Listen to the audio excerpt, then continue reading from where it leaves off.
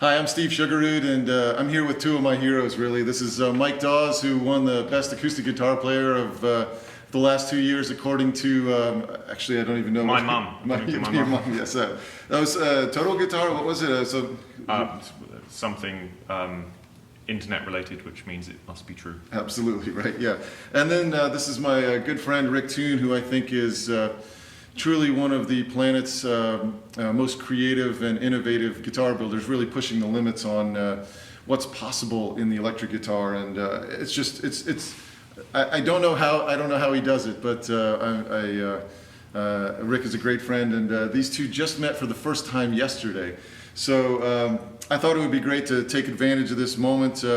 They sort of come from different musical worlds, but they're both pushing the limits of the guitar, and so I thought it'd be great to kind of get them together and talk a little bit about pushing the limits. And but really, I want to get inside your heads a bit, and basically, instead of just saying like, "Oh, this is how you play this chord" or whatnot, like, how did the idea of pushing the limits? Have you always been this way, and where did it sort of come from? In any kind of change to the norm, I suppose, starts with the genesis of an idea, and in my case, it was a sort of happy accident. Well, it wasn't so happy at the time. My mum, bless her, dropped my Epiphone Les Paul, which I had at the time, aged sort of 16 or 17 or something.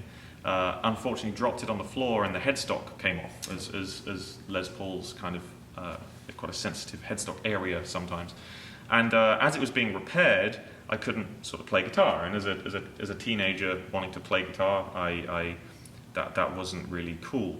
So what happened is we had to actually get the headstock glued back on, and it lay down sort of horizontally on a dining room table. In fact, to replicate this, could I just borrow your leg? And I think, okay, Rick's hand as well. This is very easy.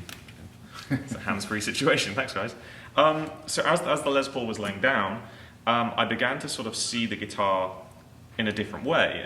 I began to see it as sort of six sort of pianos, essentially, chromatically, rather than being sort of constricted to box shapes and patterns that I was already used to as a teenager playing Iron Maiden covers and things like that. So what I did, inspired by people like Pierre thank you so much, guys, sorry. Yeah. Inspired by people like Pierre Bensusan, who's he's a French guitar player, one of my fingerstyle guitar heroes, and there's some family connection to him, a loose family connection as well. I put the guitar in Dadgad tuning, which is, for those of you that might not know that, it's D-A-D-G-A-D. So Dadgad is an open tuning in the sense that it is an open chord. Right. It's a D sus4 chord. But it's a sus, not a... It's a sus, yeah. And the reason I chose this was because it's undefined. It doesn't have a major or minor third. So asexual, sorry. It was an asexual tuning, exactly. And thank you so much, Steve. He's just holding the guitar. But anyway, the point being that it was sort of a blank canvas, but a blank canvas that allowed me to play with power chords, with maybe even just one finger. And I started to figure out you could arpeggiate major and minor chords and start to play around, sort of Celine Dion vibes, and just goofing around with interesting ideas from the top down. And what that kind of did was it let me sort of see the guitar as limited to my arm span and not to my hand span. And then thank you guys, sorry. And then when I brought it upright and saved enough money to get my first acoustic guitar, an old Taylor, I sort of took the way I had viewed the guitar all my life had changed. And all the techniques, all the percussion, all that stuff, inspired by Eric Roche, who was a late great UK guitar player, sort of the UK's answer to Michael Hedges, I suppose. I got a lot of the percussion stuff from watching his live at the Electric Theatre DVD, which some of it's on YouTube. You should check it out. Eric Roche, R-O-C-H-E. The combination of that and just the fact I was viewing the guitar differently. That was the genesis of the idea, and I think that's something that's often overlooked when people talk about technique. But have you come up with new techniques? Do you think just in order to achieve something that you heard on a record? I was listening to Superstition by Stevie Wonder, and I was hearing the groove, the and I tried to replicate that on the strings of the guitar, like that, getting a percussive sound out of the melodic part of the guitar, in the same way that he's getting a percussive sound out of the melodic instrument he's playing. And gradually, this became a habit. This took a bit of practice to get consistent. I don't know if people can see it, but you're actually using your first finger across. So I'm sort of creating these little subdivisions in 4 beats, so a 1E and a 2E and a 3E and a 4E, and with the first beat being a slap, and then E and So that's, with the slap I'm touching the top string, then it's drag, drag off on the G string. But then I would alternate between kick drum and snare, so maybe a bit of swing. Then you can start freestyling with your other digits, perhaps picking a bass note. You know, things like this, perhaps letting the other notes ring. Then you're starting to get the melody. You can start to let the song take place. So that was a sort of, in that instance, that was a just fooling around, creating a technique and then building a song from it. Yeah, you know? cool. But it's a musical way of doing it. You know, no one wants to sit in their room going all day, yeah. but to try and create a Stevie Wonder cover using this stuff is really, really cool. So that's the thing. I think when you, if you're a player and you're trying to enhance your technical library, always try and find a musical way to do it. Otherwise, I get distracted easily, and I'll probably fall out of love with the instrument if I was just sitting there going, you know. Yeah. Well, let's bring Rick in a bit too. We got your background, the Broken Epiphone that laid you up and got you on your journey. Was there a guitar that was broken early on for you that got you on your journey?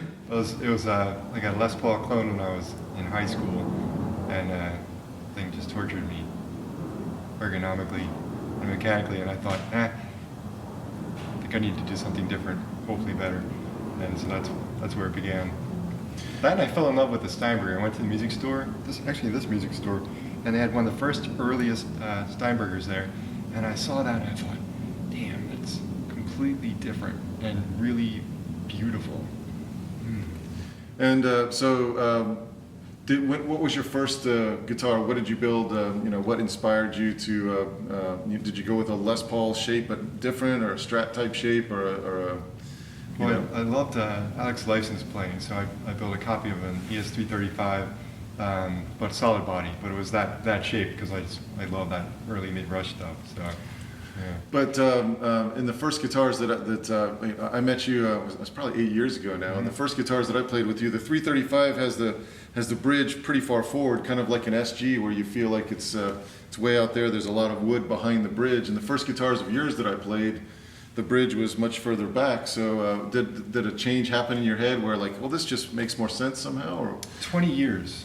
20 years, Yeah. okay. So I should clarify and say that the first early experiments were done in high school. That's when I first started building. And I took a long time off, had another whole career in teaching and whatnot, and got back to Luthier about 9 years ago, I'll say. So you are seeing the results of a gestation period that had nothing to do with guitar building. Had a lot to do with running, actually, because I love to run, and I'm really interested in barefoot running and how the foot works and how ergonomics work, and that's translated very well to the instrument. How does your hand work? How does your body work? What's your posture when you're doing all these activities? I know it was very important for you when you were starting out. You wanted to help people that had back issues and hand issues and such, early on, and so you really focused on the ergonomic aspects of the guitar. Absolutely. Yeah. Everything begins with the mechanics. Once we have ergonomics and mechanics, then we can extend from there into electronics and style and visual and all that. But if it's not mechanically comfortable for you to play, then you're not going to get a good performance. So can you tell us some of the things that, like, this is a familiar shape in a way, it's a double cutaway shape, but you've got some unique things going on here. So can you tell us a little about some of those? Well, first I'd like to say thank you, because this is a collaboration between Steve and myself, and Thank you, Rick. yeah, and so You and I have been arguing about, pleasantly arguing, pushing the limits.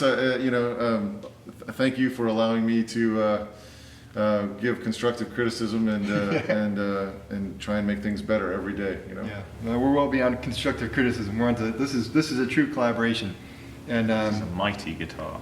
mighty guitar. Mighty, absolutely mighty. Thank you. And so Mike got to play this guitar. You really plugged it in, what, 2 hours ago or less than that? Yeah, well, I was fooling around with it last night. I mean, I'm not an electric player by any means, but it's something. Well, I was before my mum broke my guitar.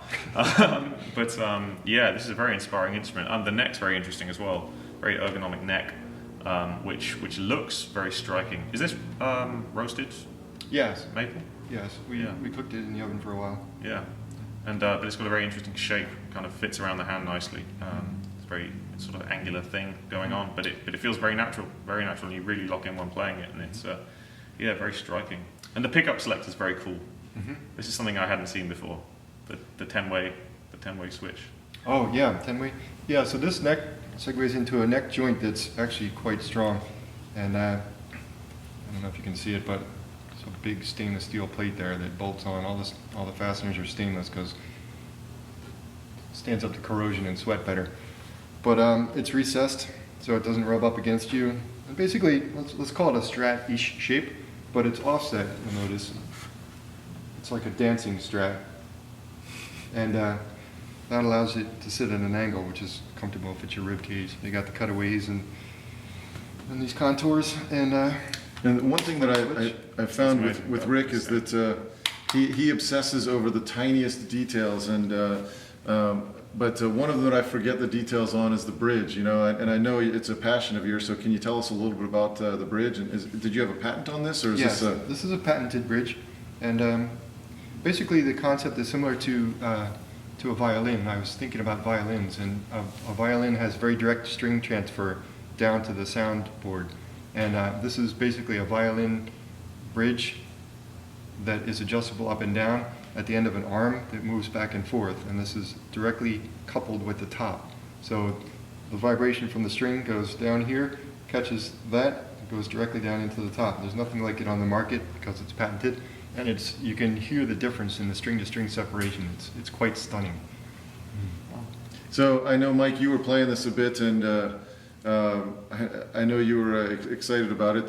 Can you share a bit about what was it that you felt in Rick's work?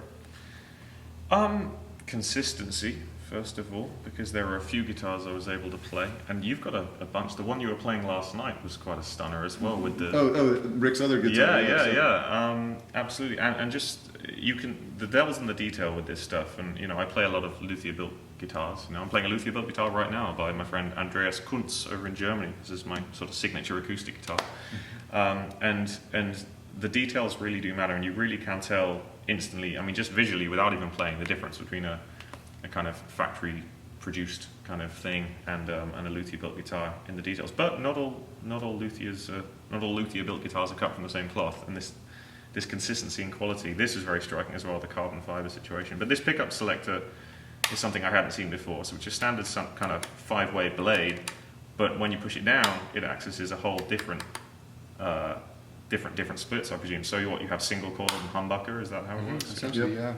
Amazing. Yeah, and the bridge there, and then on the neck the opposite, and then the bass side's kind of humbucker bass tones, and then the treble side's kind of single coil bass tones. But I also love the neck as well. I mean, I have a guitar at home with a very similar neck, but without the sort of ergonomic back. You know, and this is much easier for me to play than that one actually. And I think part of it, I mean, we're in Florida as well, so it's very humid. I mean, I'm sweating like a horse at the beach, and this is still very, very easy to play. And you know, I do, when I say I sweat a lot, and the guitar tech Chris on the tours I do with Justin Hayward will attest to that. He's always complaining about rubbing my sweat off things, and it does make a difference. And this is very, very easy to play down here by the swamps. yeah. Well, and I think another idea that was behind that guitar was the ability to travel, like the ability to have every sound that a traveling guitar player would need, electric guitar player, in one instrument. Yeah, just plugging it in this morning. I mean, last night I fooled around with it a bit, but plugging it in this morning and really hearing how accurate this thing is and how you can dial in the sounds of your favorite classic guitars with this 10-way selector is really, really very impressive. What did you see in Mike's performance? I know you guys literally just met yesterday, but is there anything that anything about Mike that inspired you? Yes. You mentioned detail. Speaking about my work, I would say the same thing. Tremendous craftsmanship applied to every note. It's quite amazing. You can tell that Mike really listens, and there are not many musicians that really listen. There are a lot of musicians that play, but a musician that listens is extraordinarily rare, and Mike does that. And you can hear it in his playing. And you know, Rick, we were talking to some people last night, though, and they were really asking, like, you know, they saw these incredible instruments that you have, the crazy one that I was playing last night, and this one, and they were wondering what is kind of your creative process to come up with these crazy but functional works of art. I would say overall it's a beginner's mindset. Okay. Yeah, I come to each instrument as if I'd never built one before. In fact, when I take some time off from the shop to travel and come back to the shop, there's a day or two of adjustment where I have to remember how I do what I do. Because this is all built by hand. But anyway, I think having the beginner's mindset allows me to look fresh at each one. And that keeps it exciting, and it keeps opening possibilities. So there's never a path. It's more of an awareness, and the awareness is the key. Something unique that I found in both of you actually was when I went to Rick's shop for the first time in New Jersey. It was about 8 foot by 8 foot, and everything was self-contained in there. And he had one post in the middle of the room, and he walked around. The guitar would be on that post in the room, and it was the most efficient workspace. Everything was in a very small space, and I couldn't believe his woodworking or his fearlessness. I said, Rick, this neck's a little, it's just a little wide for me. And he takes the guitar. How's that? I was oh, well, yeah, we're getting closer. He's like, okay, well, we'll clean that. But I mean, it was it's a man who's comfortable with his tools to take a completed instrument and just. But I think both of you are very, efficient. You want compact. You didn't want to have any extraneous stuff. A lot of that's just laziness. Okay. And okay, the illusion sure. of being efficient. Okay. It's like, oh yeah, I don't need to pack that bag because I'm being efficient. When in actual fact, I just try to live life with as few chains as possible, So, especially spending life with a suitcase and a guitar, and that's about it. Yeah, well, I think cut down on the baggage. I think Rick does the same. Well, I want to thank you too, just for taking a couple minutes. We didn't have a plan today. We just wanted to talk a little about. Thanks. So Thanks for having thank us. you, thank you guys. Steve. Cool. Yeah.